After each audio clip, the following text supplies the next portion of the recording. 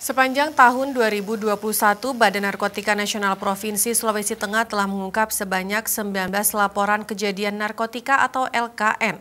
Pengungkapan tersebut telah melebihi target yang diberikan oleh Badan Narkotika Nasional BNN Republik Indonesia yang hanya 9 LKN.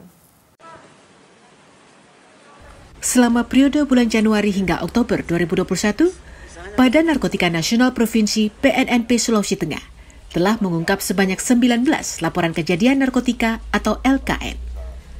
Hal tersebut seperti yang disampaikan oleh Kepala BNNP Sulawesi Tengah, Brigjen Polisi Monang Sitomorang pada Rabu 6 Oktober.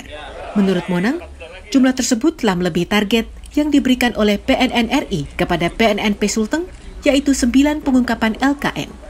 Meskipun target telah terpenuhi, BNNP Sulawesi Tengah tetap melakukan pengawasan dan terus memberantas serta mengejar para pelaku penyalahgunaan narkotika di wilayah Sulteng. Dari jumlah 19 LKN tersebut, ungkap Monang, belum ditemukan pihak dari aparatur sipil negara ataupun TNI Polri yang terlibat dalam penyalahgunaan narkotika. Di 19 LKN, laporan kejadian narkotika namanya kalau kita di BNN. Ini baru yang provinsi saja.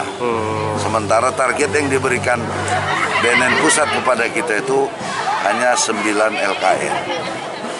Jadi udah melewati daripada target yang diberikan kepada kami. Tapi bukan berarti kami berhenti, tidak. Terus kami kejar untuk pemberantasan.